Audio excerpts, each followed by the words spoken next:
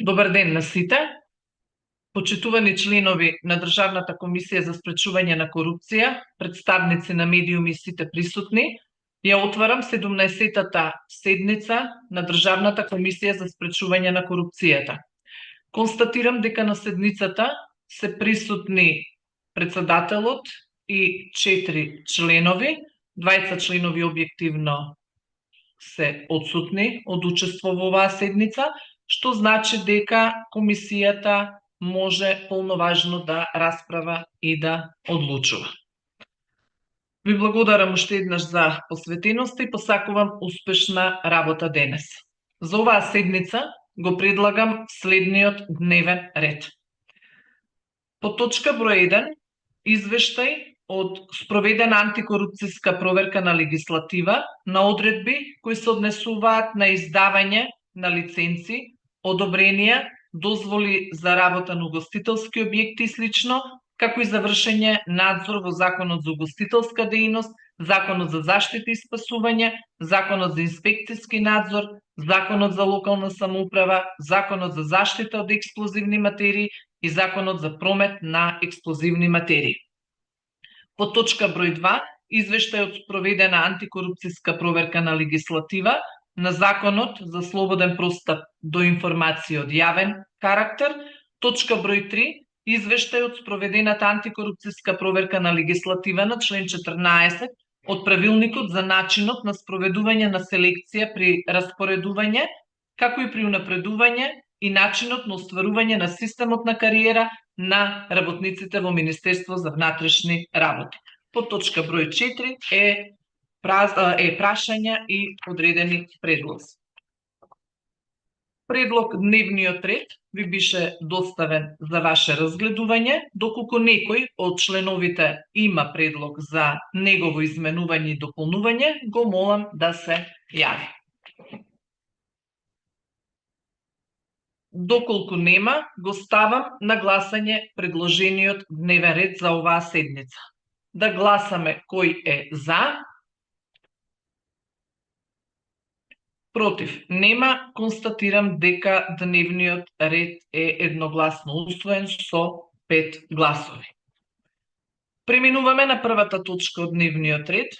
Извештај од спроведена антикорупцијска проверка на легислатива на одредби кои се однесуваат на издавање на лиценци, одобренија, дозволи за работа на угостителски објекти и слично, како и вршење надзор во Законот за угостителска дејност, Законот за заштита и спасување, Законот за инспекцијски надзор, за локална самоуправа, Законот за заштита од експлозивни материи и Законот за промет на експлозивни материи.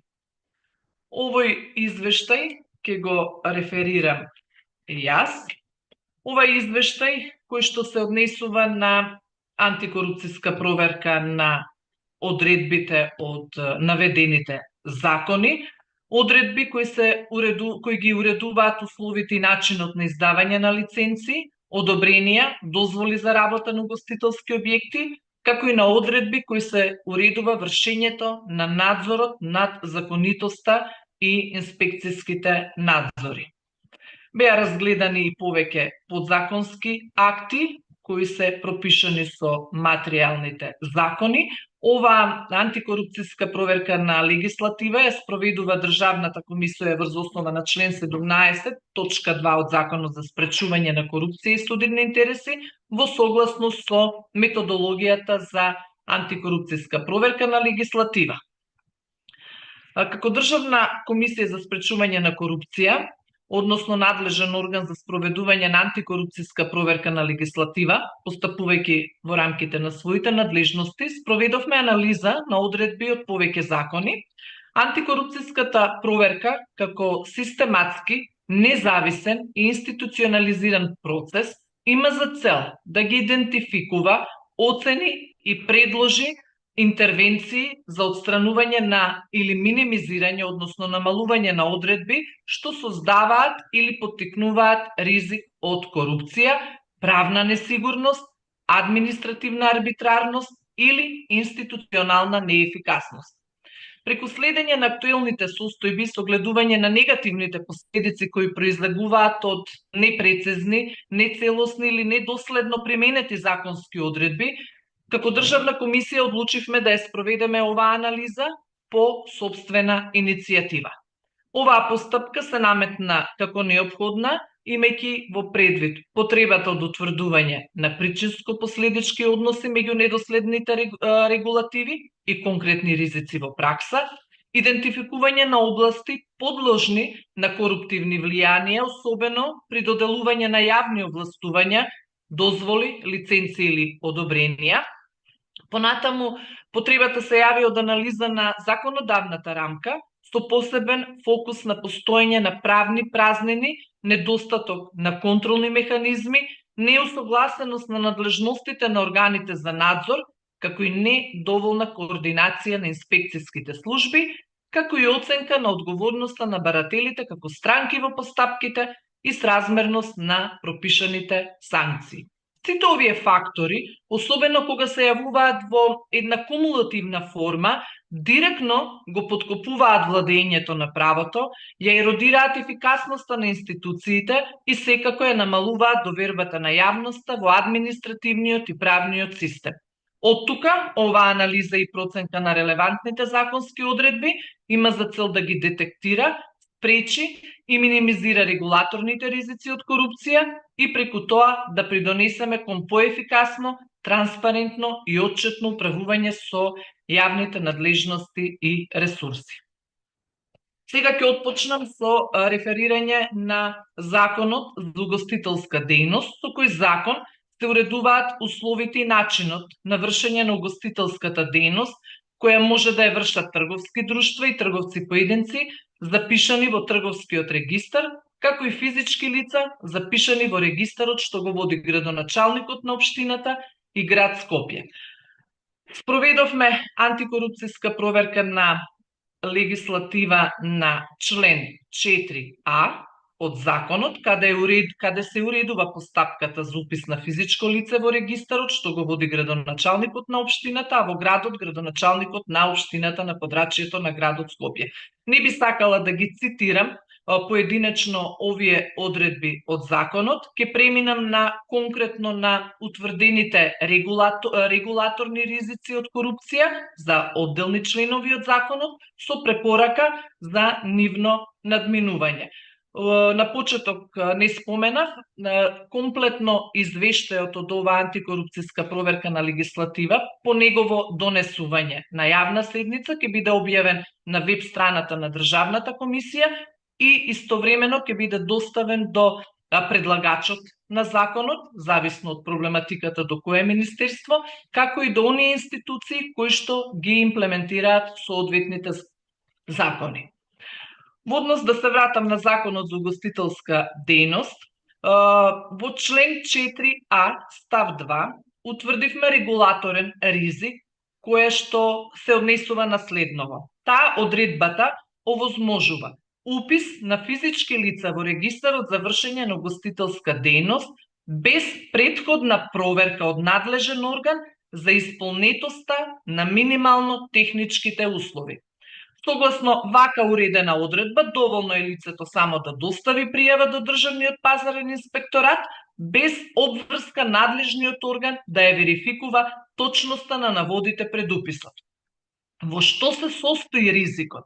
Ризикот се состои во тоа што постапката е формално завршена, без реална потврда на исполнетост на условите, се создава правна празнина поради отсуство на обврската за контролен надзор пред регистрација и се отвара простор за декларативни пријави, што во пракса значи дозвола за вршење на дејност без реална проверка, што може да има последици врз здравието и безбедноста на гостите.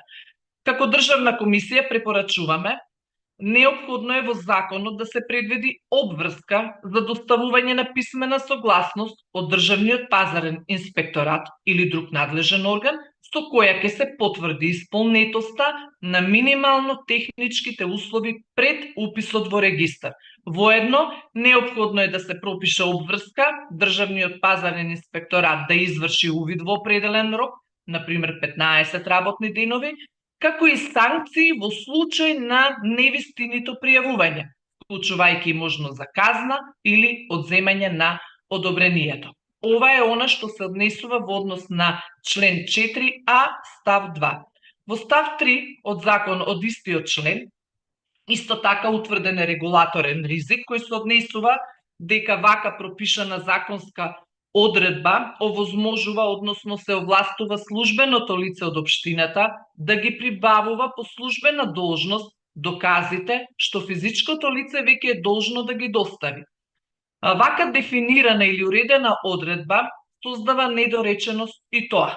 Не е јасно дали се прибавуваат документи кои недостасуваат или се врши проверка на веќе постоечките, се создава внатрешна колизија со член 4б став 2, каде што јасно е утврдено дека доколку барањето е некомплетно, истото се одбива.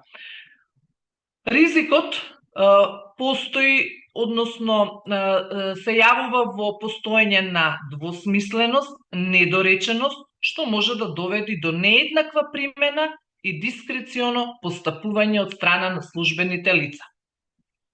Препораката, како комисија која даваме, се однесува на прецизирање дали се работи за прибавување на документи кои барателот ги пропуштил да ги достави или за контролна функција на службеното лице.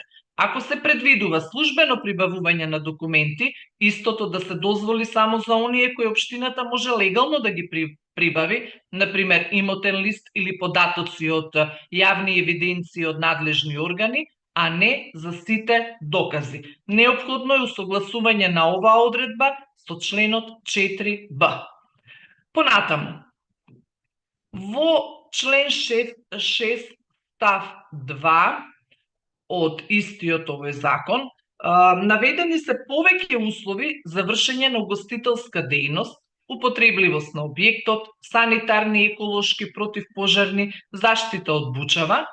Ризикот е во оној дел каде што во продолжение на овој закон не е пропишано кој орган и во кој рок е должен да изврши проверка на исполнетост на овие услови. Во самиот член 7 е редено само известување на државен пазарен инспекторат и градоначалникот, но без претходно контролен механизам за условите пропишани во член 6 став 2.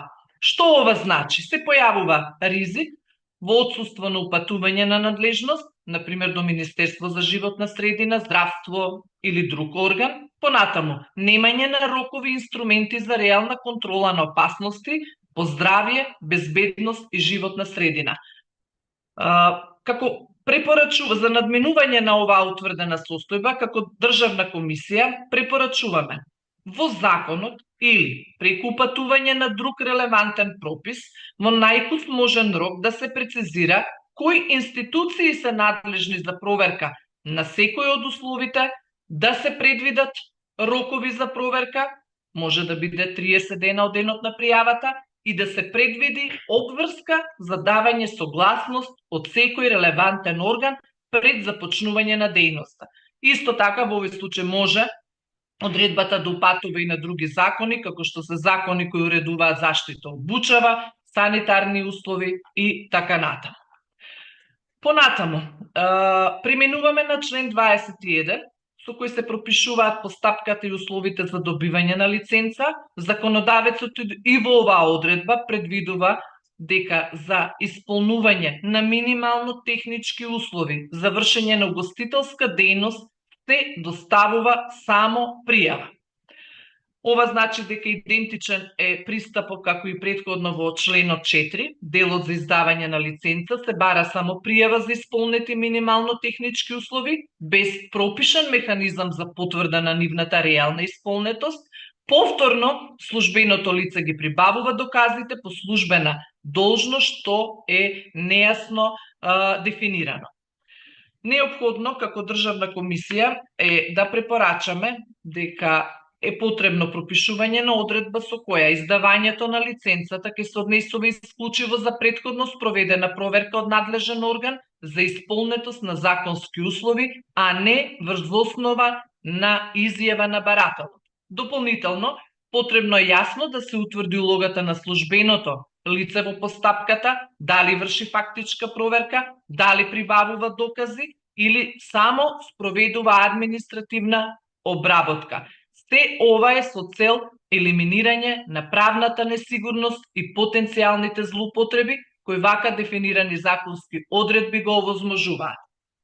Понатаму, регулаторен ризик се забележува и во следно. Во механизмот за потсетување на истокот на важноста на лиценцата, преку e-пошта или SMS, не обезбедува правна сигурност и евиденција за уредно доставено известување. Со оглед на тоа што овие канали не гарантираат потврда за прием, постои ризик носителот на лиценцата да не биде навремено информиран, со што можат да настанат и последици без негова фактичка вина. Отсуство на сигурен и проверлив механизам за известување представува правна празнина и потенцијален регулаторен ризик. Во насока на надминување на оваа состојба препорачуваме да се воспостави сигурен и правно верификуван механизам за известување за истек на лиценцата преку формализирани средства кои овозможуваат потврда за прием, дали препорачана пошта, електронски систем со подпис или службено известување преку посебен портал. Воедно да се предвиди обврска за институцијата да води евиденција за извршеното известување со цел да се заштити носителот на лиценца од последиците во случаи кога не бил навремено или уредно информиран. Следни одредби, односно членови од законот кои беа предмет на проверка антикорупцијска се член 27а и 27б. Исто така во член 27а не е утврден рок за изјавување на жалба до второстепениот орган, што представува ризик по право на правна заштита. Во член 27б нема пропишана постапка за утврдување на неисполнетост на услови при одземање на лиценцата. И во овој случај потребно е да се пропише јасен рок за изјавување на жалба до второстепениот орган согласно со општите правила на Законот за општата управна постапка со цел да се обезбеди предвидливост и ефективна заштита на правата на барателите во постапката за издавање на лиценца и неопходно е да се утврди детална постапка за утврдување на неисполнетост на услови при одземање на лиценцата, вклучително и надлежниот орган, рокови за постапување, доказни средства и обврска за образложение на решението. Се со цел да се зајакне правната сигурност и да се спречат евентуални злоупотреби во одлучувањето. Член 39, кој се однесува на можноста вршителите на угостителски дејности да вршат и други дејности, со кои се надополнува вршењето на угостителската дејност, исто така забележавме утврден, односно регулаторен ризик. Одредбата дозволува вршење на други дејности што ја надополнуваат угостителската дејност. Оваа одредба е непрецизна и остава простор за различно толкување. Не е јасно кои конкретни дејности се опфатени со овој поим, кој орган е надлежен за нивно одобрување, ниту е уредена постапка за нивно пријавување или регулирање. Сето ова создава правна несигурност, можност за дискреционо постапување од страна на надлежните органи и потенцијален ризик од непочитување на други поврзани закони. Како комисија за надминување на вака утврдена состојба препорачуваме да се прецизира кои дејности се сметаат за дејности што ја надополнуваат угостителската дејност преку нивно таксативно или описно набројување во законот или преку некоја упатна одредба кон подзаконски акт кој што ќе ги дефинира истите. Понатаму, потребно е да се утврди надлежен орган за одобрување на овие дејности, како и постапка за нивно регулирање со цел да се обезбеди правна предвидливост, транспарентност и усогласеност со важечките прописи од други сродни области. Одредбата од член 59 исто така не е усогласена со член 82 од Законот за инспекцијски надзор, при што предвидува постапка што отстапува од утврдениот инспекцијски модел. Имено, наместо примената на предвидените инспекцијски мерки, како што се опомена, задолжување или забрана, се предвидува врачување на покана за едукација што не е во согласност со важечките законски процедури. Ваквата неусогласеност помеѓу членовите создава правна колизија, води кон правна несигурност во постапувањето на инспекторите и секако остава простор за различна и произволна примена на инспекцијските овластувања. За надминување на овој утврден регулаторен ризик, неопходно е да се изврши усогласување на член 59 од Законот за угостителска дејност со член 82 од Законот за инспекцијски надзор со цел постапките и мерките предвидени во материјалниот закон да бидат во целосна согласност со системот на инспекцијски надзор. Понатаму, наместо изрекување на покана за едукација, да се предвидат мерки во согласност со Законот за инспекцијски надзор, како што се опомена, задолжување или забрана, се со цел да се овозможи правна сигурност, еднаква примена на законот и ефикасност на инспекцијските служби. Во делот на прекршочните одредби, исто така утврдивме регулаторен ризик. Висината на пропишаните глоби не е сразмерна со тежината на можните последици, особено во случај кога прекршувањата се однесуваат на заштитата на животот, здравието и безбедноста на луѓето. Воедно не е применет и принципот за трикратно повисоки глоби во случај на сериозни повреди, како што е предвидено во Законот за прекршоци, што создава и неусогласеност меѓу законските регулативи и ја намалува секако ефективноста на санкционирањето. Во овој дел препорачуваме да се преиспитаат прекршочните одредби со цел да се обезбеди сразмерност помеѓу висината на глобите и сериозноста на последиците, особено кај прекршувањата што се однесуваат на здравието и безбедноста на луѓето. При тоа, неопходно е да се примени трикратниот износ на глоба за сериозни прекршоци, согласно од одредбите од Законот за прекршоци, што има за цел да се зајакне превентивната и санкционата функција на казните. Како заклучок од спроведената антикорупцијска проверка на Законот за угостителска дејност, може да забележиме дека Законот за угостителска дејност постојат бројни регулаторни ризици кои произлегуваат од недоволно, прецизно, нецелосно и неконзистентно уредени постапки, отсуство на функционални контролни механизми, како и можност за декларативно исполнување на условите без фактичка проверка од страна на надлежен орган.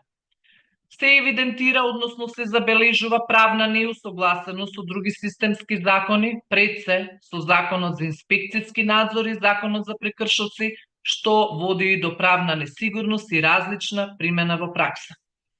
Овие нормативни слабости создаваат простор за коруптивни практики, злоупотреба на дискрециони овластувања и нееднакво постапување кон различни субјекти во идентични или слични ситуации. Со цел напредување на владење на правото, обезбедување на правна предвидливост и еднаков третман, неопходно е да се изврши ревизија на спорните одредби, да се воведе јасно дефинирана надлежност на институциите, да се утврдат рокови, постапки и обврска за проверка на условите, како и да се обезбеди сразмерно санкционирање. Исто така препорачуваме усогласување на овој закон со другите поврзани материјални закони и системски прописи во насока на градење на конзистентна, ефикасна и антикоруптивна правна рамка. Ова е она што се однесува на Законот за угостителска дејност. Продолжувам понатаму, бидејќи овој извештај е еден сублимиран кој ги опфаќа антикорупцијска проверка на повеќе закони. Закон за заштита и спасување. Со овој закон се уредува системот за заштита и спасување на луѓето, животната средина, материјалните добра, природни богатства, вонредна состојба и воена состојба во Република Македонија. Беа изанализирани одредби кои што се однесуваат на надзор, контроли и потребни услови. Ке се задржам на член 39, кој што уредува обврски на трговски друштва, јавни предпријатија, установи и служби. Во оваа одредба утврдивме регулаторен ризик кој се однесува на следното. Иако членот ги утврдува обврските на субјектите за организирање и спроведување на мерки за заштита и спасување, не се пропишани последици доколку тие не постапат по утврдените обврски.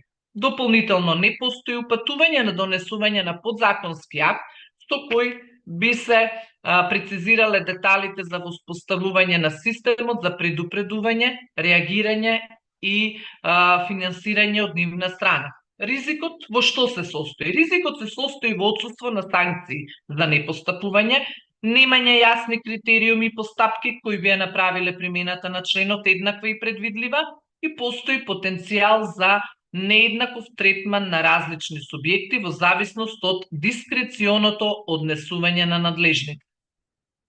Како комисија препорачуваме овој член 39 да се дополни со одредби кои ќе предвидат прекршочни или административни санкции во случај на непостапување по утврдените обврски, дополнително да се предвиди овластување за министерот или директорот на Дирекцијата за заштита и спасување да донесе подзаконски акт кој детално ќе ги пропише видовите на мерки, нивниот обем, начинот на нивно спроведување и механизмите за контрола.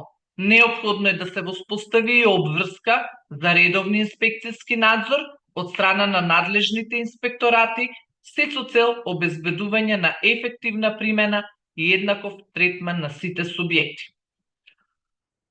Понатаму, член 50 став 3, мерки уредени со уредба на влада, исто така и во овој член утврдивме регулаторен ризик. Иако членот предвидува дека мерките за заштита и спасување ќе бидат уредени со уредба на влада, не е пропишан контролен механизам кој ќе овозможи проверка на нивната реална примена од страна на субјектите.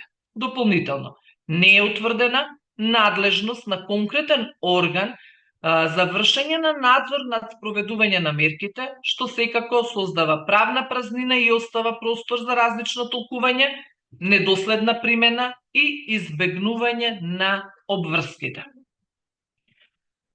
Во насока на надминување на оваа состојба, неопходно е да во законот се вклучи јасна и недвосмислена одредба со која ќе се определи надлежен орган, дали ќе биде тоа Дирекција за заштита и спасување или друг орган, задолжен за вршење контрола врз спроведување на мерките утврдени со уредбата на владата. Понатаму, неопходно е да се воведе обврска за периодично известување на степенот на реализација на утврдените мерки, како и да се предвидат соодветни санкции во случај на нивно непочитување. Член 61-68, кои се однесуваат за делот урбанистичко-технички мерки. И во овој член е утврден регулаторен ризик, иако во членовите 67-68 урбанистичко-технички мерки за заштита и спасување, овие мерки се квалификувани како нормативни, технички, надзорни и образовни, нивната содржина е изразена преку општи формулации, без јасно дефинирани фази на постапување, конкретни чекори и одговорности на субјектите. Со примена на ваков уреден член се создава простор за субјективна проценка, произволна интерпретација и нееднаква примена на мерките, а со тоа се ограничува и капацитетот за следење, евалуација и институционална отчетност. Препорачуваме да се прецизираат урбанистичко-техничките мерки преку јасно дефинирање на нивниот обем, содржина и фази на постапување, со утврдување на конкретни чекори што субјектите се должни да ги превземат. Член 70 став 2, кој се однесува на увид во проектната документација, исто така член каде утврдивме регулаторен ризик, иако член 70 став 2 предвидува обврска на Дирекцијата за заштита и спасување да даде согласност за мерките за заштита од пожари во фазата на увид во проектната документација, сепак не е пропишана обврска инспекторите да учествуваат во техничкиот прием на објектите. Вака дефинирана одредба создава недоследност во законската рамка, имајќи предвид дека учеството на инспекторите во техничкиот прием е предвидено во член 141 од овој закон. Отсуство на поврзаност помеѓу овие одредби доведува секако до правна неусогласеност, која може да резултира со непотполна или формална примена на мерките за заштита, без нивна реална проверка пред пуштање на објектите во употреба. Која препорака како државна комисија дадовме за надминување на оваа состојба?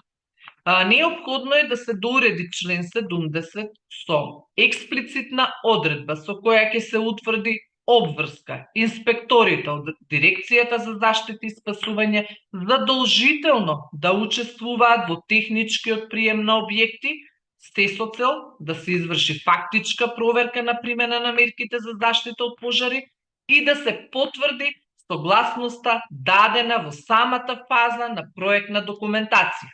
Дополнително, потребно е да се прецизира рок во кој дирекцијата е должна да постапи по барањето, како и да се предвидат соодветни санкции во случај на неоправдано непостапување или одлагање. На овој начин ќе се обезбеди ефективност, правна сигурна и институционална одговорност. Исто така, покрај претходно наведените членови, во член 75 став 2, кој уредува правилници за заштита од пожари, утврдивме регулаторен ризик, кој се однесува дека одредбата не содржи рок за донесување на правилници за заштита од пожари, ниту утврдува фази на постапување од страна на субјектите.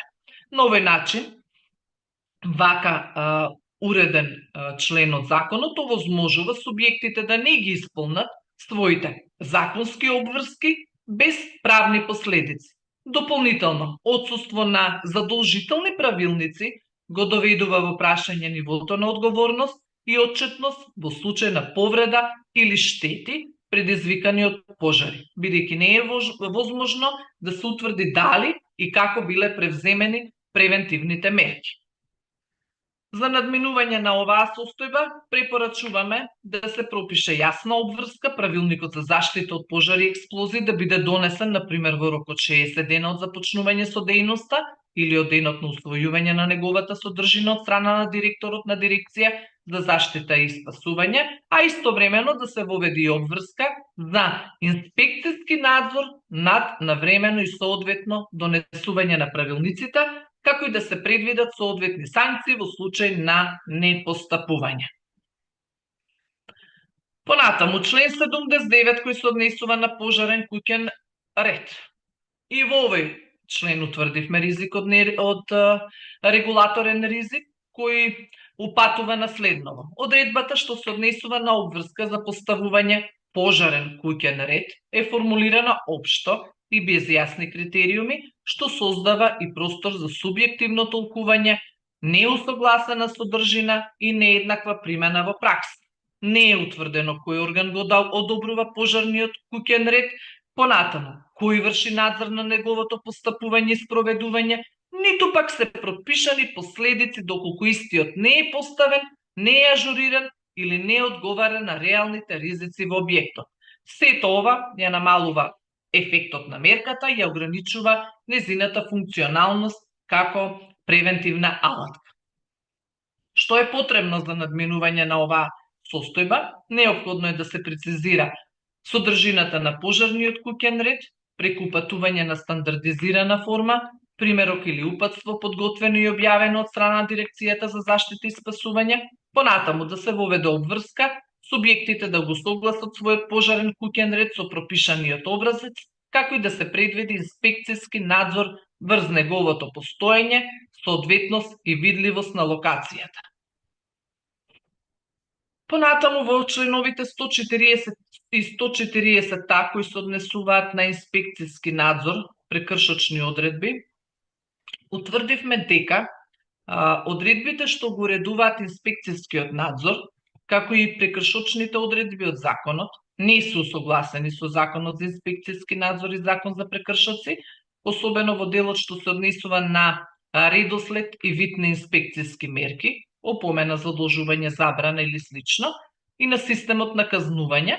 Ова усогласување е суштинско, бидејќи вака постојно несогласување создава правна колизија, води кон правна несигурност, различна примена на инспекцијските служби и секако потенцијален ризик од неправилно или несразмерно санкционирање. Како државна комисија препорачуваме во краток можен рок да се изврши усогласување на овие членови со членовите од Законот за инспекцијски надзор, со цел да се воспостави стандардизирана постапка на инспекцијски надзор што започнува со изрекување на опомена, утврдување на рок за отстранување на овие неправилности пред превземање на други инспекцијски мерки. Исто така неопходно е да се преиспитаат прекршочните одредби од законот, согласно со Законот за прекршоци, при што ќе се обезбеди сразмерност помеѓу висината на глобите и тежината на последиците, особено во случаи кога е загрозено здравјето на луѓето, јавната безбедност или имотот од значителна вредност. Ова е она што се однесува на Законот за заштита и спасување. Еве, можеби доколку некој од колегите има нешто да дополни во однос на спроведената антикорупцијска проверка на легислативата на овие две закони, давам збор, бидејќи имаме уште доста закони кои ја покриваат оваа проблематика. Доколку нема кој, продолжуваме понатаму. Следен е Законот за локалната самоуправа. Со овој закон се уредуваат надлежности на општината, понатаму учеството на граѓаните во одлучувањето, организација и работа на органите на општината, општинската администрација, актите кои што ги носат и други прашања од значење на локалната самоуправа. Посебно внимание посветивме на член 22 став 1 точка 13, други работи определени со закон. Во овој член утврдивме регулаторен ризик, кој се однесува на следното. Законодавецот има предвидено дека покрај таксативно наброени надлежности, како што се урбанизам, комунални дејности, животна средина, образование, општините се надлежни и за други работи определени со закон. Оваа формулација, иако е некоја честа законска техника, во конкретниот случај создава ризик од правна несигурност и недоволно дефинирана институционална одговорност. Зошто? Оставен е отворен простор надлежностите да бидат дополнително утврдувани во други материјални закони, без обврска, тие прецизно да ги определат субјектите на спроведување. Понатаму во пракса може да настанат состојби кога од општината ќе се очекува да постапува по определени прашања, без при тоа да биде јасно пропишано дали тие навистина се надлежни.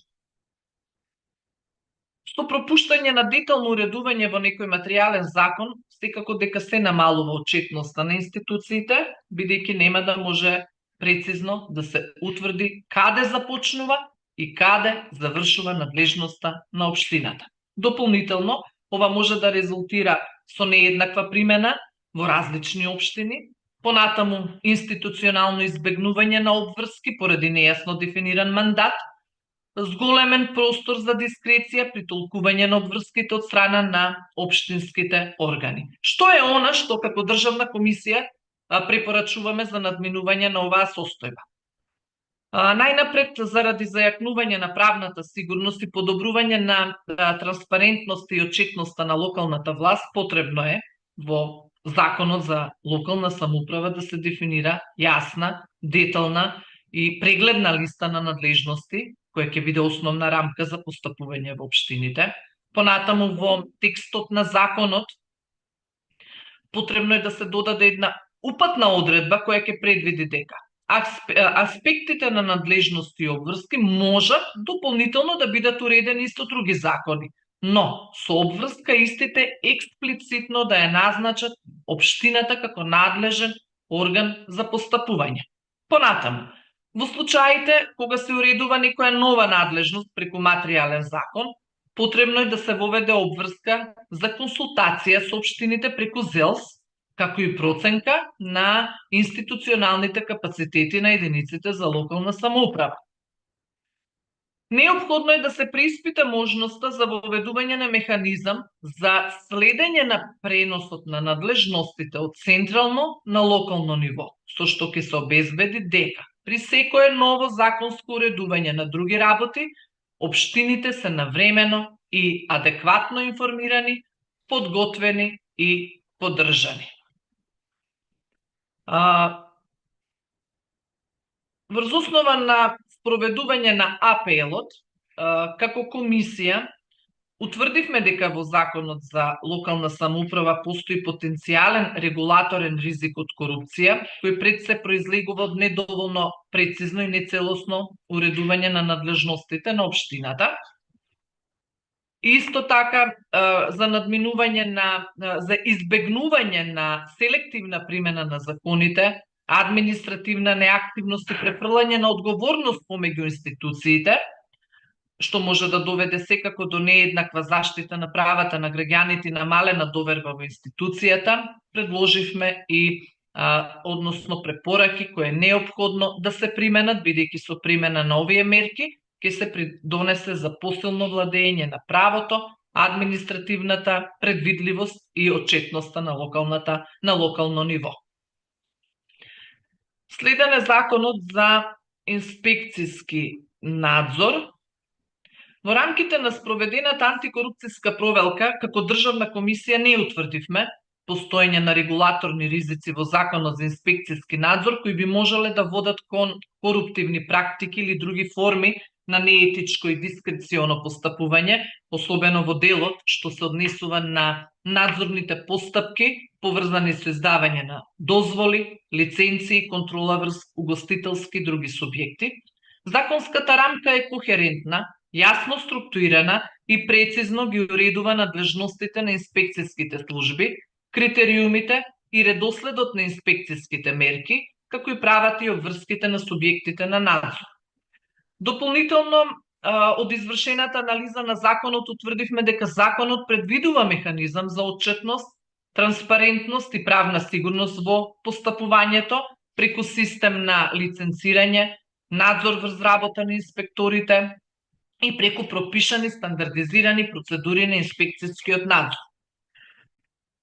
Сепак, како комисија укажуваме на потребата усогласување на одредбите од материјалните закони кои се однесуваат на дозволи и лиценцирање со начела и постапки утврдени во овој закон, особено во делот на редоследот на действија, опомена рок, инспекцијска мерка, понатаму во делот на сразмерност на санкциите, како и предвидливост и правна сигурност за субјектите на надзор. Со вакви усогласувања ќе се обезбеди доследна и правична применлива инспекцијска практика, ќе се намали правната несигурност и секако ќе се спречи можноста за дискреционо постапување при спроведување на надзорот. Понатаму, при разгледување на други поврзани закони, ги опфативме Законот за заштита од експлозивни материи, Законот за промет на експлозивни материи, Законот за прекршоци против јавниот ред и мир. Во Законот за заштита од експлозивни материи, со кои се уредуваат услови и начин за производство, превоз, промет, употреба и складирање на експлозивни материи со цел да се заштитат животот и здравјето на луѓето, човековата околина и материјалните добра. Утврдивме регулаторен ризик во член 9, кој се однесува на внатрешна контрола на правните лица. Ризикот се состои во следното. Член 9 од законот предвидува обврска за правните лица да воспостават трајна внатрешна контрола над спроведување на пропишани услови и мерки за ракување со експлозивни материи. Меѓутоа, со извршената анализа утврдивме дека не се утврдени минимум стандарди, процедури за воспоставување, ниту пак механизам за надзор и одговорност во случај на пропуст, што секако значително е намалува ефективноста на оваа законска обврска.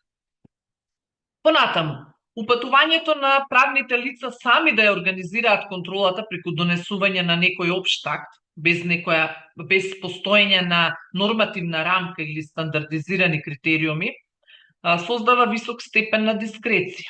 Сето ова овозможува нееднаква примена, формално исполнување на обврската без реална содржина и секако потенцијален простор за коруптивни практики или институционално избегнување на одговорност. Во надминување на оваа состојба препорачуваме да се воспостави нормативна рамка за внатрешна контрола преку донесување на подзаконски акт со кој ќе се утврдат минималните стандарди за структурата, содржината и функционирањето на внатрешната контрола. Понатаму член 10 и во оваа одредба утврдивме ризици од корупција. Овој член пропишува обврска да лицата кои во текот на производство, превоз, промет, употреба и складирање на експлозивни материи ракуваат со истите, да ги превземат сите пропишани превентивни и други мерки. Меѓутоа, одредбата не содржи дефинирање, ниту пак прецизно наведува кои се тие мерки, ниту пак упатува на некој конкретен пропис, стандард или подзаконски акт што ги уредува. Вака уредено законска одредба, односно недореченост во истата, создава ризик од субјективно толкување, нееднаква примена и секако намалена отчетност во однос на безбедносните обврски, особено при утврдување одговорност во случај на инциденти. Член 11 и 12, стручна оспособеност на лица, како регулаторен ризик, утврдивме следното. Во овие два члена е наведено дека со експлозивните материи може да ракуваат само полнолетни, физички способни и стручно оспособени лица. Иако е опфатено што подразбира стручна оспособеност, познавање на физички и хемиски својства, прописи и технички нормативи, сепак не е уредена постапката за стекнување и потврдување на таа стручност, ниту е назначен определен надлежен орган за издавање на соодветна потврда, ниту систем за евиденција. Отсуството на формализирана постапка остава правна празнина и простор за неформално и нерегулирано стекнување на стручност, што представува секако ризик за безбедност и го зголемува потенцијалот за дискреционо или коруптивно постапување при вработување или ангажирање на лица кои ќе ракуваат со експлозивните материи. Како комисија во овој дел препорачуваме да се пропише јасна и формализирана постапка за утврдување и докажување на стручна способеност на лицата кои што ракуваат со експлозивни материи. Постапката би можела да вклучува спроведување на некој сертифициран стручен испит, обука во овластени акредитирани институции, понатаму издавање уверение за стручност од надлежен орган и на крај воспоставување на јавна и ажурирана евиденција за сите издадени уверенија и сертифицирани лица. Само на овој начин, со уредување на оваа одредба ќе се зголеми транспарентноста, контролата и безбедноста и секако ќе се спречи ангажирање на неовластени лица при работа со високо ризични материи. Во член 13, кој се однесува за производство на експлозивни материи, исто така е предвидено дека Министерство за внатрешни работи да издава одобрение за производство на експлозивни материи, но процедура за негово добивање не целосно и недоволно дефинирана, што создава и значен регулаторен ризик. Што ова значи недоволно и нецелосно дефинирана? Не е прецизирано што представува потребна документација која барателот треба да ја приложи. Не е пропишан начин, критериуми и редослед на проверка што ја врши МВР при утврдување на исполнетост на условите, дали станува збор за локација, безбедносни мерки, опрема и кадар. Понатаму, не се утврдени условите под кои може да се одбие барањето, ниту обврска за образложение при одбивање. Не постои жалбен или второстепен механизам што би овозможил правна заштита на странките во постапката. Но овој вака дефинирано решение создава правна несигурност простор за дискреционо постапување, како и ризик од нееднакво и нетранспарентно одлучување, особено во сферата со висока безбедносна чувствителност, како што е производство на експлозивни материи.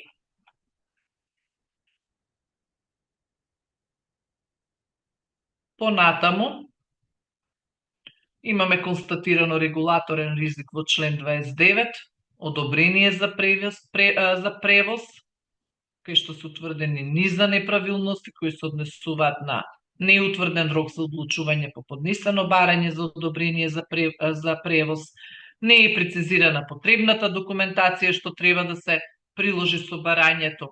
Понатаму не се утврдени условите под кои може да се одбие издавање на одобрение.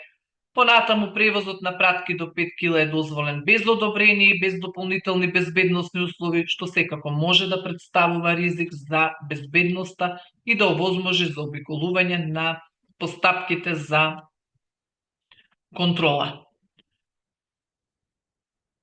Понатаму во делот на одобрение за промет и набавка, во член 34 и 36, утврдивме регулаторен ризик кој се однесува на следново.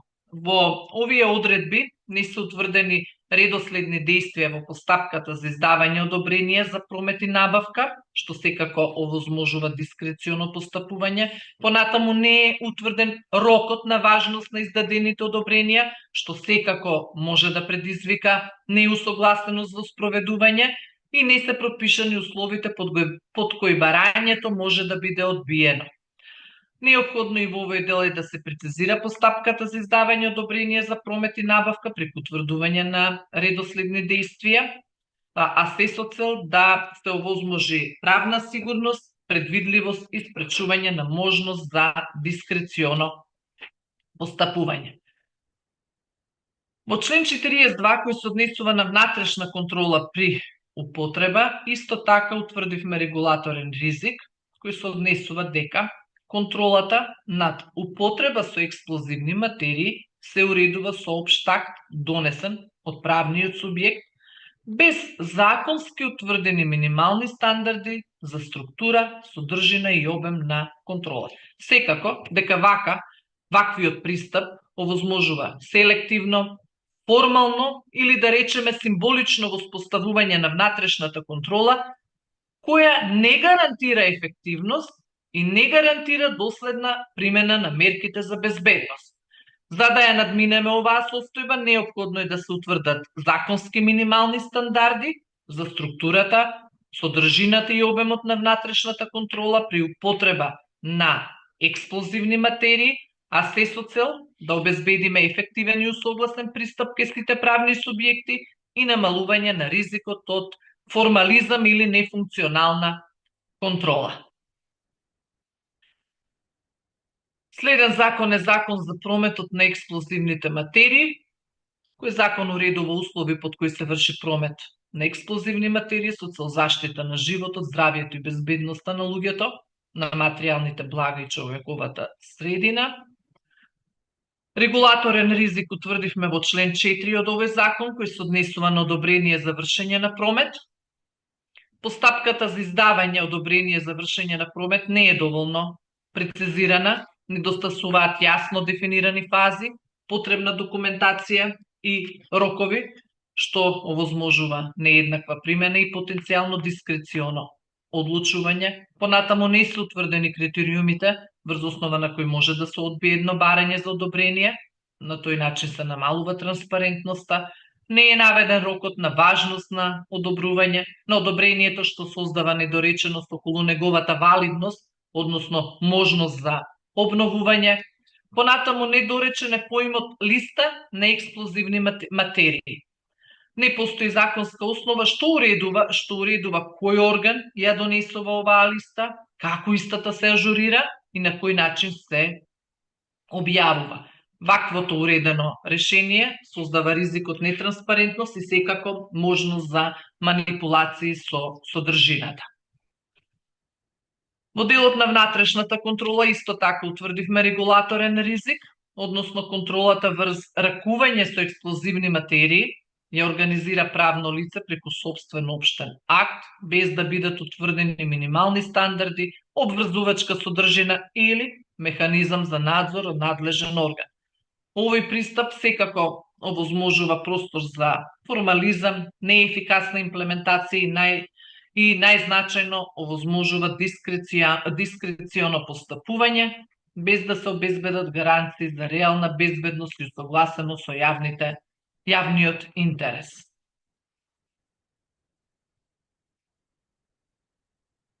Понатаму, исто и во овој закон, член 7 кој се однесува на стручна оспособеност, има недоречености, не дефинира што точно представува стручно оспособено лице, ниту пак пропишува јасна процедура за утврдување, верификација и евиденција на стручната оспособеност, што остава простор за произволно толкување и несоодветна примена. Одредбата што дозволува лица кои не се стручни, сепак да ракуваат со експлозивни материи под надзор, не утврдува кој е надлежен орган да ги обучува, како се спроведува таа обука, ниту кој врши надзор и контрола врз таквото ракување, а сето ова создава ризик за безбедност и за обиколување на критериумите. Неопходно е да се пропише јасен систем на сертификација, овластени институции за обука, јавна база на стручни лица, да се назначи надлежен орган кој ќе врши проверка и следење на обуката и на крај не е помалку значајно, можеби најзначајно, да се дефинира контрола и одговорност на оној кој во случај нестручно лице ќе ракува со експлозив. Член 8 од овој закон уредува услови за сместување и оваа законска одредба содржи општ опис на условите за сместување на експлозивни материи, без да утврди конкретни и проверливи критериуми, што секако создава простор за субјективна проценка. Отсуствува правно врзувачки технички стандарти за објектите и просториите во кои се складираат експлозивни материи, што секако може да резултира со несоодветни безбедносни услови и зголемен ризик по здравието и животот на луѓето. Понатаму во член 15 и 16 кој се однесува за одобрение за набавка, регулаторен ризик е утврден во следново. Постапката за добивање одобрение за набавка на експлозивни материи не е уредена, недостасуваат јасни услови, критериуми и документација, што секако возможува дискреционо постапување, не е утврден надлежен орган кој ќе одлучува по барањето, ниту пак се пропишани рокови за постапување, што може да доведе до одложување и нееднаков третман кај барателите.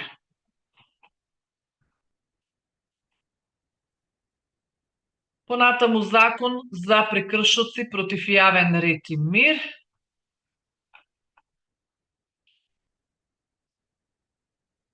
Во овој закон утврдивме регулаторен ризик, односно во период од повеќе од 15 години законот не содржи конкретна забрана за употреба на пиротехнички средства во објекти и простории од затворен тип, иако тие се високо ризични по животот и безбедноста.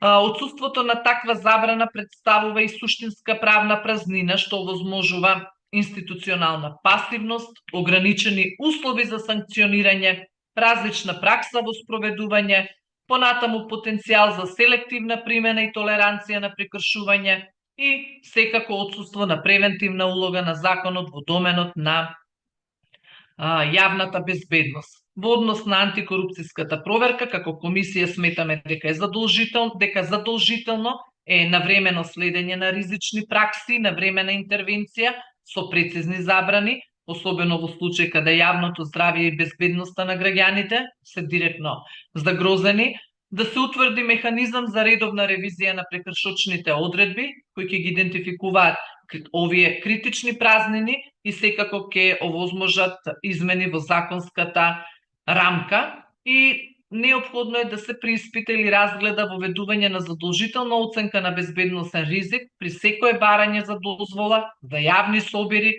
настани или активности во затворен простор, каде што е можна употреба на пиротехника. Уште еднаш да укажам дека повеќе од 15 години во период од донесување на овој закон, од 2007 до април 2025 не предвидувал законот конкретна забрана за употреба на пиротехнички средства во затворен простор, што и секако представува значајна правна празнина и потенцијален извор на регулаторен, а и безбедносен ризик. Овие закони беа предмет на антикорупцијска проверка на легислатива, земајќи ги во предвид утврдените регулаторни ризици од наша страна и дадените препораки за нивно надминување. Само на овој начин ќе се унапреди отпорноста на законската рамка кон корупција, ќе се засили јавната доверба, ќе се подобри правната сигурност и секако ќе се овозможи транспарентност и правично постапување на институциите. Беше извештајот од оваа антикорупцијска проверка подолг, беа опфатени многу значајни одредби од закони кои се однесуваа на издавање на лиценци, одобренија, дозволи за работа на угостителски објекти. Детално ги утврдивме регулаторните ризици од корупција и дадовме препораки за нивно надминување. Уште еднаш да истакнам дека овој опсежен извештај по негово донесување на оваа јавна седница ќе биде објавен на нашата веб страна и ќе биде доставен до предлагачите на овие закони, како и до институциите кои се надлежни за нивна имплементација. Сега овој извештај го ставам на гласање. Дали некој бара збор да се произнесе во однос на истиот? Доколку не бара, предлог извештајот го ставам на гласање. Кој е за? Против? Нема. Констатирам дека извештајот е едногласно усвоен. Преминуваме на втората точка од дневниот ред. Извештајот спроведена антикорупцијска проверка на легислатива на Законот за слободен пристап до информации од јавен карактер. Сега збор ќе дадам на членот Софија Спасова Медарска. Повелете. Благодарам, председателке, почитувани колеги. Јас ќе го изложам извештајот од спроведената антикорупцијска проверка на одредбите од Законот за слободен пристап до информации од јавен карактер, предмет број заведен е како предмет број 11-2478/1 од 17.9.2024 година. Инаку овој предмет е оформен по сопствена иницијатива врз основа на член 17.2 од Законот за спречување на корупција и сузир на интереси, а во согласност со годишниот план за спроведување на антикорупцијска проверка на легислативата за 2024 година. Да напоменам дека во овој извештај е разгледан Законот за слободен пристап до информации од јавен карактер, кој е во важност, објавен во Службен весник на Република Северна Македонија број 101/2019. Во меѓувреме, а по изготвување на извештајот, беше објавен најнер предлог на закон за измена и дополнување на Законот за слободен пристап до информации од јавен карактер, и тоа на ден 21.4.2024 година. Овој предлог закон, со оглед дека се уште не е донесен, не беше предмет на наше разгледување, а пред неговото објавување на ИНР од страна на предлагачот не е побарана да се изврши антикорупцијска проверка. Меѓутоа, доколку бидат донесени овие измени кои што се објавени на ИНР, тие ќе бидат дополнително разгледани и доколку оцениме дека постои потреба, ќе бидат опфатени евентуално со нов извештај за антикорупцијска проверка на легислативата.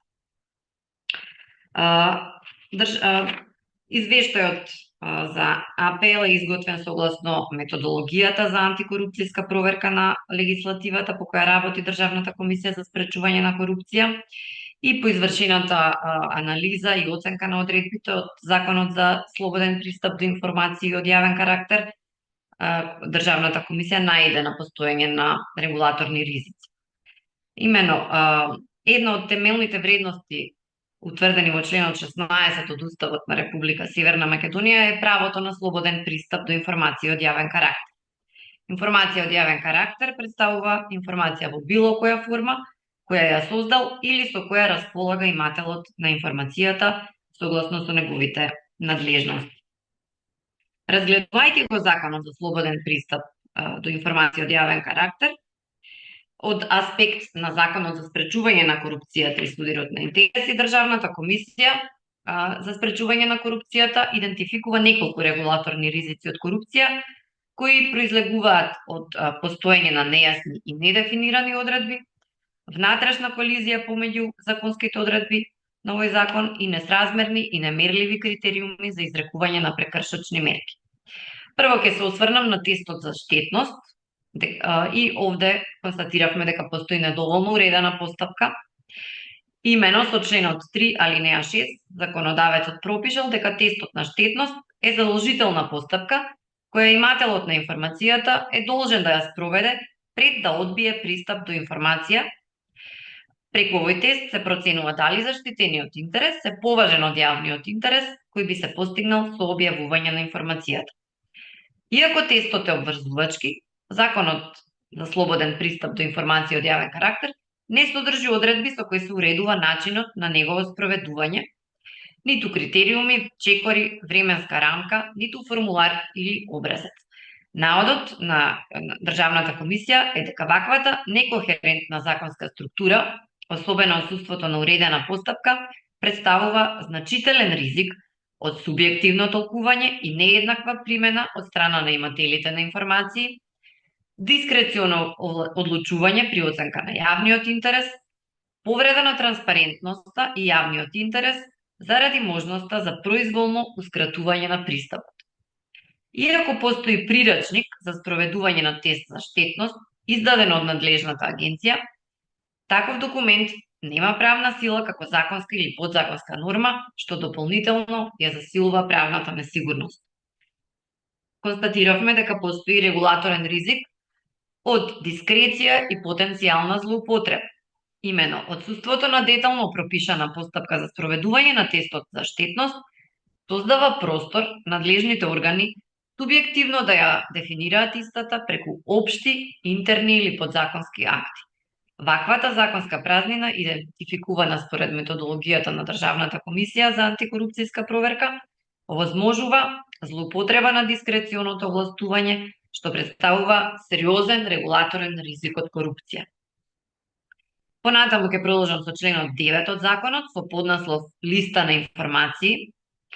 Истиот член утврдува обврска за имателите на информации редовно да водат и ажурираат листа на информации со кои располагаат и да ја објавуваат на начин достапен за јавност, на интернет страница, огласна табла и слично. Меѓутоа, оваа одредба не содржи прецизни критериуми за тоа кои информации задолжително треба да бидат објавени, ниту на кој начин и во кој формат. Оваа непотполно уредена обврска остава широк дискреционен простор на имателите на информации да одлучуваат што ќе објават и како, што представува регулаторен ризик од нееднаква примена и ограничена транспарентност со можност за селективно објавување или прикривање на информации од јавен интерес. Членот 10 од законот со наслов посредување со информации, во ставот 1 таксативно ги набројува категориите на информации што имателите на информации се должни да ги објавуваат на својата интернет страница, со цел да се обезбеди транспарентност и информираност на јавност. Меѓу нив, согласно алинеја 8, е наведена обврската за објавување на целокупната документација за јавните набавки, за концесиите и за договорите за јавно-приватно партнерство. Државната комисија смета дека поимот целокупна документација не е прецизно дефиниран, што создава неизвестност во однос на опфатот на оваа обврска. Не е јасно дали се подразбира целата документација поврзана со постапката за јавна набавка или само дел од документите. Таквата формулација, поради својата неопределеност и опширност, остава простор за различна примена и селективно постапување, со што се создава регулаторен ризик од корупција, но и потенцијално преоптоварување на институциите со објавување на податоци кои веќе се доставуваат до надлежните органи, како што е Бирото за јавни набавки. Непрецизното уредување на транспарентноста може да доведе до објавување чувствителни податоци, како што се деловно доверливи информации, податоци важни за конкуренцијата или лични податоци.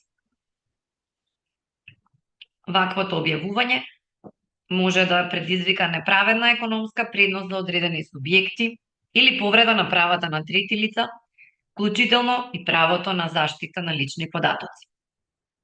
Со цел да се намалат наведените ризици, препорачуваме во членот 10 јасно да се упати на примена на релевантните материјални закони, како што се Законот за заштита на личните податоци, Законот за класифицирани информации и Законот за јавни набавки и други прописи од оваа област. Исто така, под насловот посредување со информации не соодветствува со содржината на членот 10.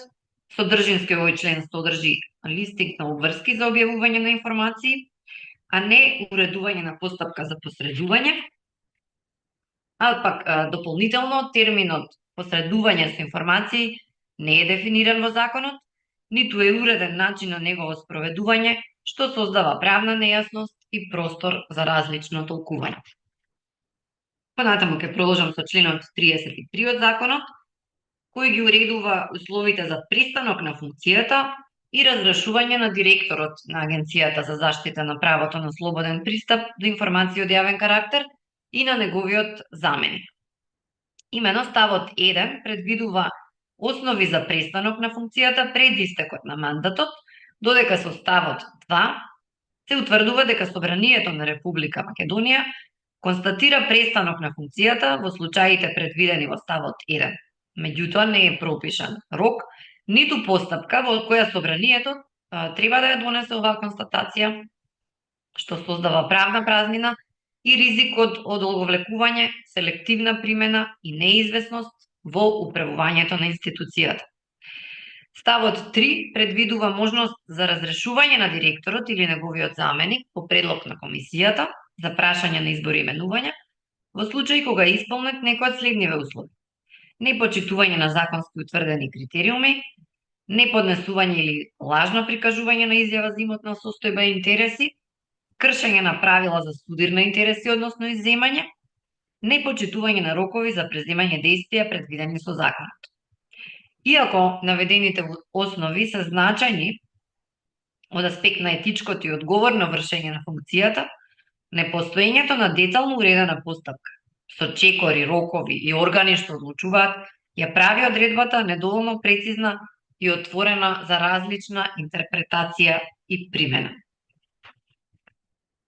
Државната комисија смета дека недореченоста во уредување на постапката за престанок и разрешување на функцијата создава регулаторен ризик од арбитрерна и селективна примена, правна несигурност во работењето на агенцијата и можност за институционално влијание врз независноста на директорот и неговиот заменик. Направивме и антикорупцијска проверка на делот 8, каде што се прекршочните одредби од Законот за слободен пристап до информации од јавен карактер. Овде е утврдено постоење на несразмерна прекршочна одговорност. Имено членот 38 предвидува единствена глоба од 500 евра за раководното лице функционер во случај ако не назначи службено лице за посредување со информации и не обезбеди информирање на јавноста за тоа лице согласно со членот 8 ставови 1 и 2. А од друга страна членот 39 предвидува глоба од 250 евра за службеното лице за повеќе прекршоци, вклучително и водење и ажурирање на листата на информации, помагање на барателите, почитување рокови за одговор на барањата и друго. Државната комисија оценува дека ваквата распределба на прекршочна одговорност е несразмерна и концепцијски недоследна, Со оглед дека службеното лице не е носител на правните обврски по членот 9 од законот, кои се однесуваат на имателот на информации. Имателот на информации е правно лице, представувано од раководното лице, функционер, кое треба да обезбеди спроведување на обврските, а не назначеното службено лице. Потоа, оценивме дека постои внатрешна колизија на овие прекршочни одредби, и тоа колизија меѓу членот 9 и членот 39, став 1. Имено членот 9 го утврдува имателот како обврзано лице за водење и ажурирање на листата на информации, но членот 39 го санкционира службеното лице ако не ја исполнува оваа обврска. Оваа колизија создава правна несигурност, бидејќи обврската се префрла од одговорното раководно лице на назначено службено лице, кое не е овластено ниту надлежно да ја гарантира нејзината реализација. Дополнително, листата на информации суштински е утврдена со член 10, а не со членот 9, што дополнително ја отежнува примената на санкцијата предвидена со членот 39 став 1 алинеја 2. Постои недоволна прецизност во елементите на прекршокот. Некои од основите за прекршочна одговорност на службеното лице, например за неукажување помош при барање на информации од членот 11, не се доволно конкретизирани. Не е јасно како ќе се утврдува вината и под кои околности ќе се смета дека службеното лице сторило прекршок, што создава ризик од субјективна интерпретација и нееднаква примена. Исто така, прекршочна одговорност му се припишува на службеното лице и за непочитување на рокови за пристап до информации, иако во пракса постапувањето по барањата е зависно од одобрување или насока од раководното лице, кое во законот не сноси прекршочна одговорност за истото.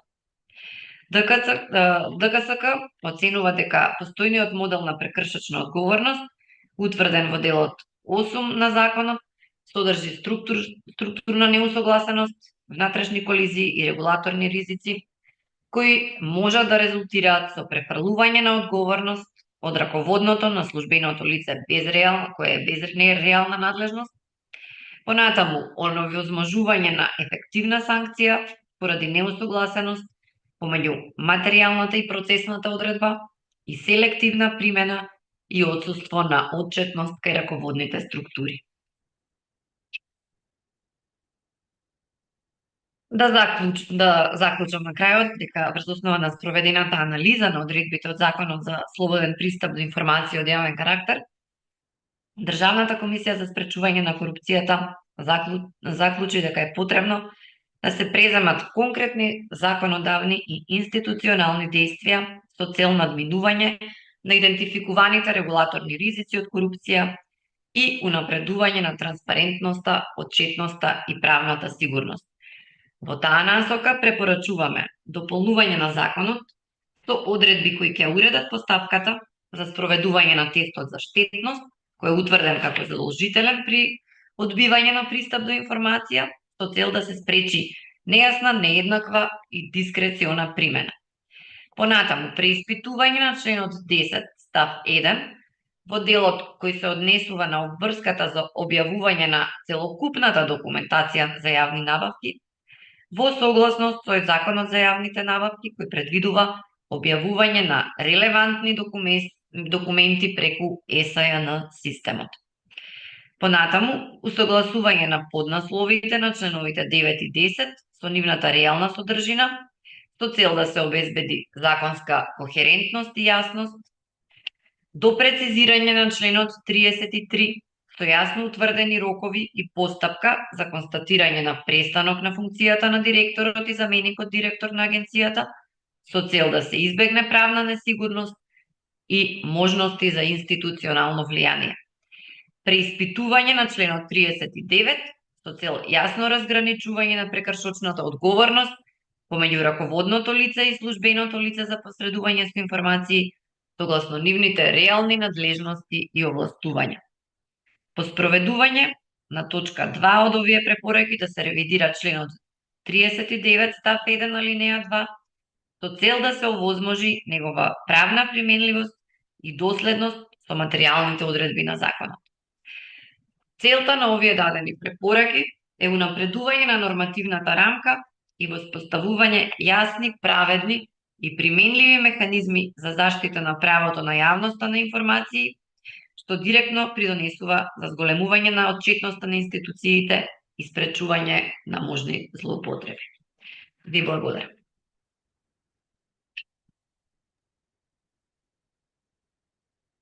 Ви благодарам, Софија, за детално изанализиран закон, особено како што и вие споменавте дека еден од темелните вредности кои се утврдени во член 16 од Уставот на Република Северна Македонија е правото на слободен пристап до информации од јавен карактер и во овој закон се утврдени низа на регулаторни ризици од корупција за кои исто така е неопходно превземање на мерки од страна на предлагачите или од законодавниот дом. Овој извештај кој се однесува за спроведена антикорупцијска проверка на легислатива на Законот за слободен пристап до информации од јавен карактер го ставам на гласање, доколку некој претходно од членовите има збор да се произнесе во однос на истиот. Доколку нема, го ставам на гласање. Кој е за? Против нема. Констатирам дека Државната комисија едногласно со 5 гласа го усвои извештајот од спроведената антикорупцијска проверка на легислатива на Законот за слободен пристап до информации од јавен карактер. Сега преминуваме на третата точка од дневниот ред, која се однесува на извештај од спроведена антикорупцијска проверка на легислатива на член 14 од Правилникот за начинот на спроведување на селекција при распоредување, како и при унапредување и начинот на остварување на системот на кариера на работниците во Министерството за внатрешни работи. По однос на оваа точка, збор му давам на членот Зоран Богоевски. Повелете.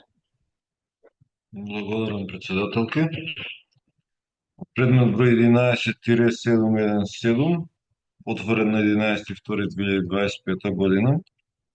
Предметот, како што рековте, се однесува на антикорупцијска проверка на член 14 од Правилникот за начинот на спроведување на селекција при распоредување, како и при унапредување и начинот на остварување на системот на кариера на работниците во Министерството за внатрешни работи.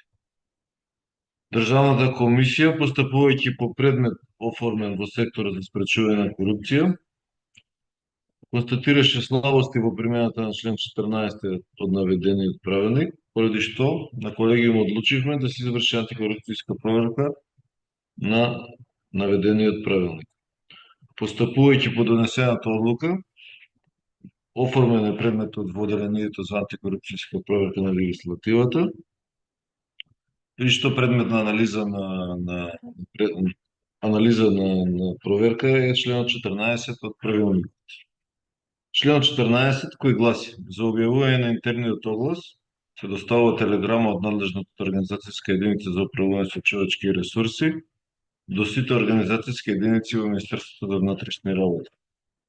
Телеграмата од ставот 1 на овој член содржи податоци за називот на работното место кое е слободно, односно празното, условите утврдени со закон и пропишани во актот за систематизација на работните места за работното место за кое се спроведува постапката за распоредување, односно напредување, рокот за поднесување на пријави, како и други податоци потребни за работното место за кое се спроведува постапката за интерен оглас. Пријавите се поднесуваат најдоцна 7 дена од денот на доставувањето на телеграмата.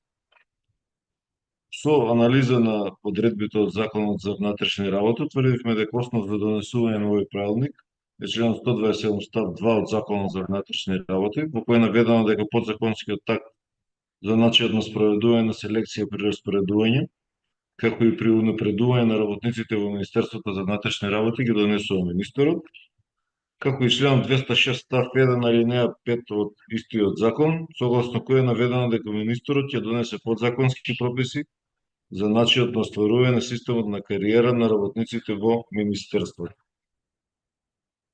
Во рамки на спроведената антикорупцијска проверка на одредбите член 14 од правилникот, ДКСК идентификуваше значајни регулаторни ризици од корупција, ако предлегуваат од следно: под 1, недопрецизирани одредби за рокови за пријавување на интерните огласи, имено согласно член 14 од правилникот, утврден е само максимален рок од 7 дена за пријавување по интерниот оглас, без прецизирање на минимален рок, што остава простор, можност интерниот оглас да биде активен и само еден ден.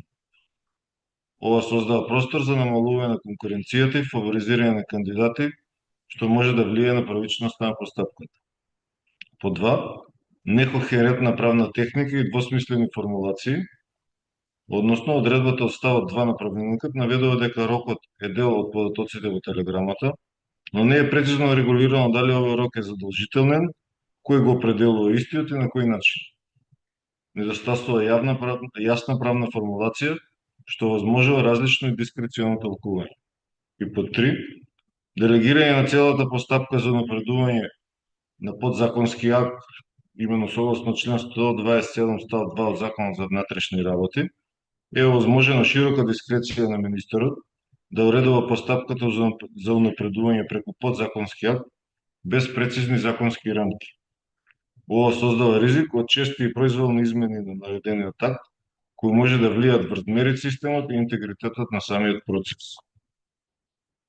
Со цел да се минимизираат овие ризици од корупција и судирни интереси, кои може да резултираат со примена на овака уредениот подзаконски акт, ДКСК заклучи дека е потребно да се преземат одредени чекови за наменување на вака констатираната состојба, а во насока на измени и дополнување на членот 14 од правилникот, во смисла на запазување на кохерентна законско-правна техника и до прецизирање на ставот 3, односно тоа е ставот со кој се однесува на рокот за пријавување на интерниот оглас, односно покрај утврдениот максимален рок, да се дефинира и најкраток рок за пријавување на интерниот оглас во Министерството за внатрешни работи.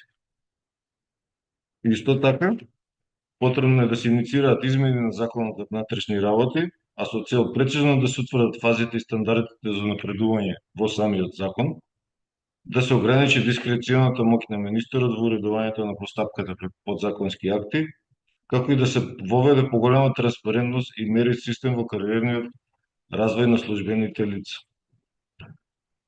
Со цел да се минимизираат ризиците од корупција и судирот на интереси во постапките за интерно унапредување во МВР, ДКСК овој извештај ќе го достави до предлагачот на Законот за внатрешни работи, како и до органите надлежни за имплементација на наведениот закон. Благодарам.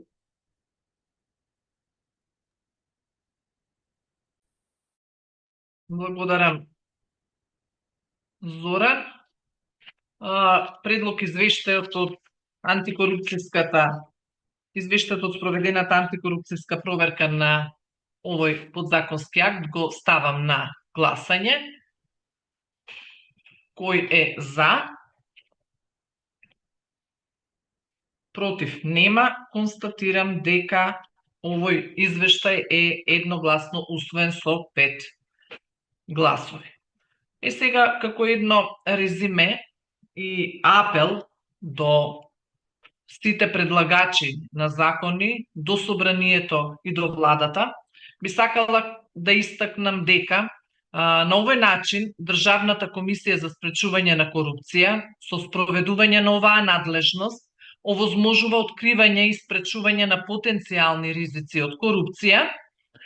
Антикорупцијската проверка на законите како процес секако дава комплетна анализа и проценка на формата и содржината на законите, дали се на прописите, дали се тоа закони, подзаконски и други општи акти, кои се во подготовка или кои се веќе изготвени од аспект на нивното спроведување, усогласеност и нивно подобрување, а се со една цел детектирање, спречување и минимизирање на ризиците во однос на можноста за корупција и судирни интереси, кои секако може да резултираат при спроведување на законите. Оно што е најважно, како основни резултати од антикорупцијската проверка, очекуваме зајакнување на превентивниот пристап и наместо да се реагира на коруптивни практики постфактум, да имаме проактивност со што ќе се овозможи законите да бидат ослободени од коруптивни ризици. Сите овие, како што споменав и претходно, резултати од оваа антикорупцијска проверка ќе бидат јавно достапни, целиот процес ќе биде транспарентен и јавен, а извештаите и препораките ќе ги доставиме покрај до предлагачите на законите и до владата и до собранието, се со цел да се подобрат овие закони, а со тоа да се влијае и да не се остава простор за коруптивни активности. Укажуваме дека Државната комисија како одговорна институција за антикорупцијска проверка на легислатива, главно за законите во фаза на изготвување, мора да биде во постојан контакт со надлежните министерства, кои доставуваат предлози за усвојување на закони и изготвуваат нацрт закони и законодавни предлози за кој овластен предлагач е владата, како и да биде навремено информирана во случај на можни иницијативи за изготвување на нова законска регулатива или за измени на постојните закони од друг овластен предлагач на законите. Со ова ги исцрпуваме точките од дневен ред кои се однесуваа во делот на извештаи од антикорупцијска проверка на легислатива и преминуваме на четвртата точка, која се однесува на прашања и предлози. Дали некој од членовите има нешто да дополни во однос на други точки, кои би биле предмет на расправа на оваа јавна седница? Доколку нема, ги повикувам представниците на медиумите доколку имаат да постават новинарски прашања кои се поврзани со работата на Државната комисија. Повелете.